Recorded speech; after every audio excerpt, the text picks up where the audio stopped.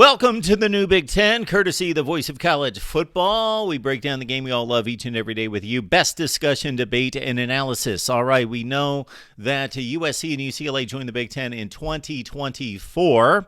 We know that divisions are no good for college football. What we basically get is a no guarantee that the top two teams in any conference will play for a conference championship. Sometimes it's the fourth or fifth best team, and the Big Ten is a great example of that.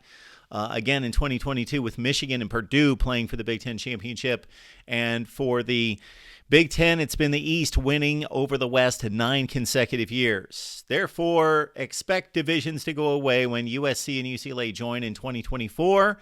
And much like what the ACC is doing here in 2023, a scheduling format as such, where we've got each team in the Big Ten committed to 3 common opponents, designated rivals per se, that they play each and every season. So you play 3 designated rivals each and every season. That leaves 12 other teams in the conference. You got 16 teams, so you got 15 other teams. So you play 3 every season. Then you split up the rest of the league. The other 12 teams, you split into groups of 6. And you alternate. Therefore, you do not go more than one season without playing every team in the Big Ten.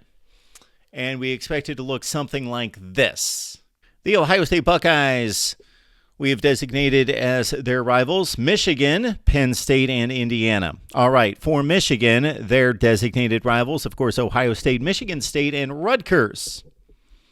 For Michigan State, we've got Michigan, Maryland, and Purdue as their 3 designated teams that they will play every season. And again, the rest of the conference split into 2 groups of 6. For Penn State, it's going to be Maryland, Ohio State, and Rutgers. For Maryland, they're going to play Penn State, Rutgers, and Michigan State each and every season. For Indiana, their designated rivals, of course, the Old Oak and Bucket, Purdue, Ohio State, and Northwestern. And then for Rutgers, it is co-newbie to the Big Ten as of 2014, Maryland, Penn State, and Michigan. Now, to the current teams in the Big Ten Western Division, you've got Minnesota. You got to keep those rivalries of Wisconsin and Iowa, also Purdue. For the Hawkeyes, they will play Minnesota every year, Wisconsin, and Nebraska. For Illinois, they will always play Northwestern, of course. UCLA, there we go. We've got our first showing from USC or UCLA, and then the Illini will also play Nebraska each and every season. For Purdue, it's the Old Oak and Bucket game against Indiana. It's Minnesota every year, and it's also Michigan State. For Wisconsin, got to keep the axe alive with Minnesota, Iowa, and UCLA. For Northwestern, got to play Illinois, Indiana, and USC. On to Nebraska. Their designated rivals, well, they played Iowa the final week of the season each and every year since they joined the Big Ten, so we're going to keep that rivalry alive. Also, Nebraska will play USC every year and also Illinois.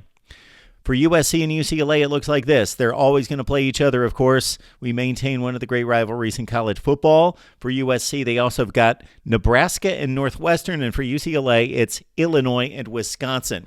Once again, we have protected all the rivalries in the Big Ten, and we have guaranteed that everybody goes only one season without seeing any particular team. That's the scheduling format of the Big Ten. It's a 9-game conference season. Would love to get your comments and your ideas down below right here at the Voice of College Football, and we'll be back to run through all the conferences in college football because this is a trend going in this direction, and we will size it up right here at the Voice of College Football. See you next time.